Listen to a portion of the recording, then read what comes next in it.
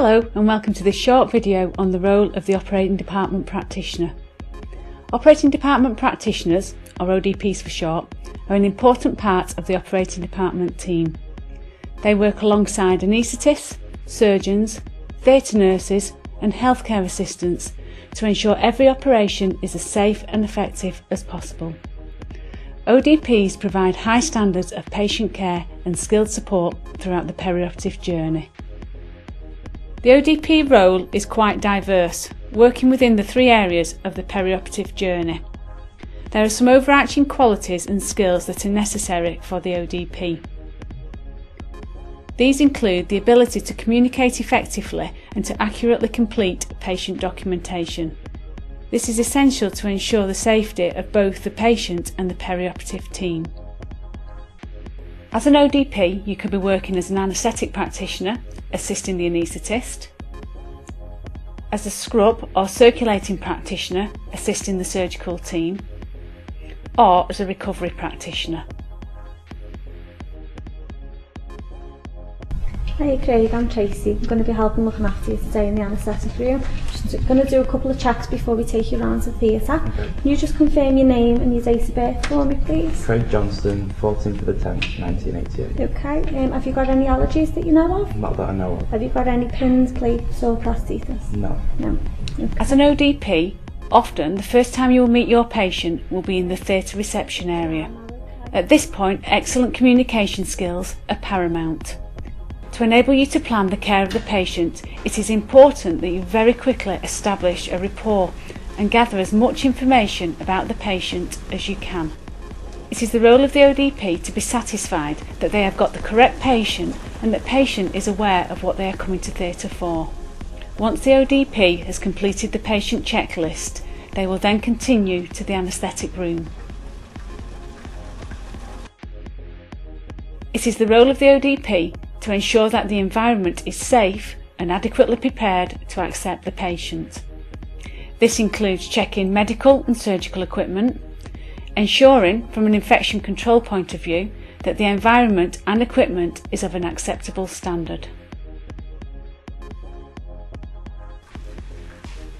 When taking the patient to theatre, it is important to maintain their dignity on the corridors and ensure that they are not too cold. The patient will have previously met the anaesthetist either at pre-op clinic or on the morning of surgery. Just going to pop this blood pressure cuff on the top of your arm. Okay. That's it.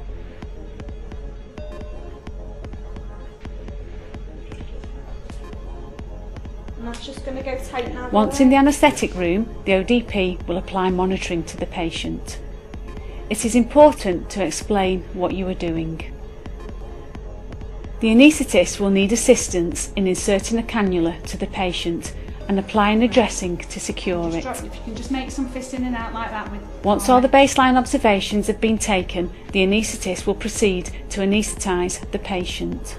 The type of anaesthetic delivered will depend on a number of variables, including type of surgery and the patient's medical condition. This patient is having a general anaesthetic. This will include the anaesthetist pre-oxygenating the patient prior to administrating the anaesthetic. The anaesthetist will have to place a tube in the patient's trachea. It is the role of the ODP to ensure that the correct tube is selected and that all the equipment necessary to assist effectively is checked and prepared. The ODP will then pass the equipment to the anaesthetist and offer any assistance required.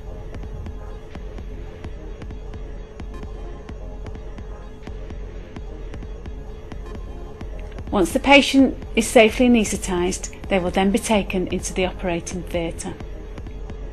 The theatre environment will already have been prepared to accept the patient by the practitioner who is undertaking the scrub or circulating role. Once the patient is in theatre, the anaesthetic ODP will ensure that the patient's monitoring has resumed and that they are safely positioned. They will also ensure that the anaesthetist is satisfied that the anaesthetic is continuing as planned. The scrub ODP will wash their hands in a methodical manner. This is called scrubbing up.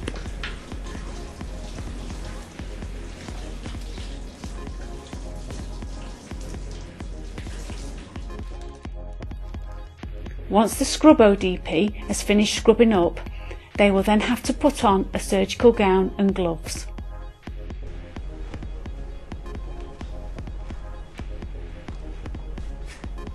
This is a technique that requires practice.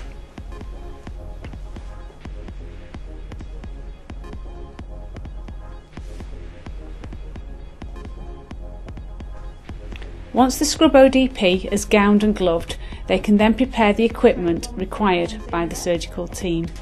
And we should have 3 Rampley sponge holding forceps. There are numerous types of surgical instruments, and these come on trays that have to be organised and counted to ensure that every instrument used is accounted for. The same principle applies to surgical swabs and needles. Are you ready for your consumable, please? Ultimately, it is the joint responsibility of the scrub ODP and surgeon to ensure that whatever equipment is used is accounted for.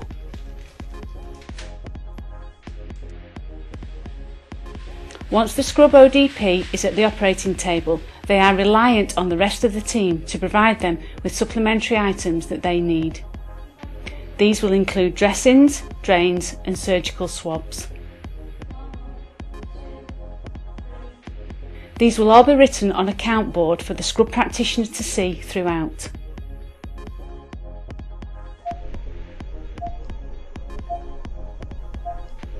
Throughout the course of the operation, the ODP will pass instrumentation, swabs and sutures to the surgeon as required.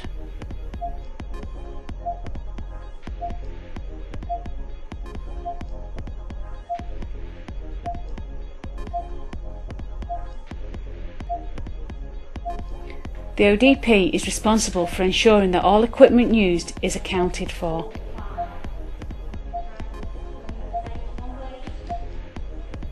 At the end of the operation, it is vitally important to undertake a formal count for all the instruments, swabs and needles that have been used. Once all accounted for, it is up to the scrub practitioner to inform the operating surgeon that all swabs, needles and instruments are correct. The surgical drapes will be removed, maintaining the patient's dignity at all times.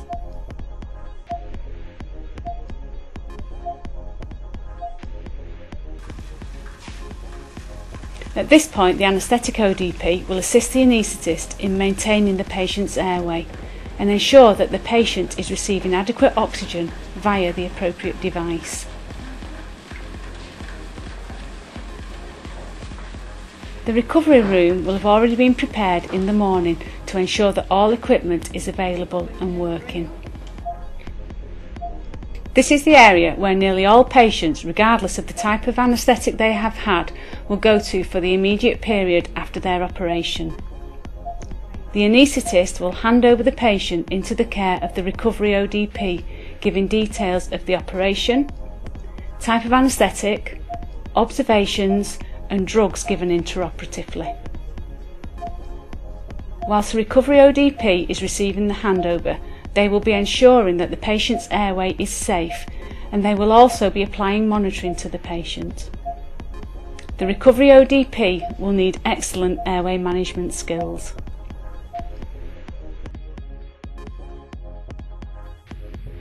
Once the patient is breathing adequately, the recovery ODP will commence documenting their patient's vital signs on their observation chart. These are done on a regular basis until the recovery ODP is satisfied that the patient can be returned to the ward. Prior to the patient leaving recovery, a certain criteria need to be met. Hi Craig, you alright? Once this criteria has been met, the ward staff will often come to recovery to accompany their patient back to the ward. The recovery ODP will give a detailed handover to the ward staff. So let's get you back to the ward, mate. The ward staff will then continue to monitor the patient throughout the rest of their stay.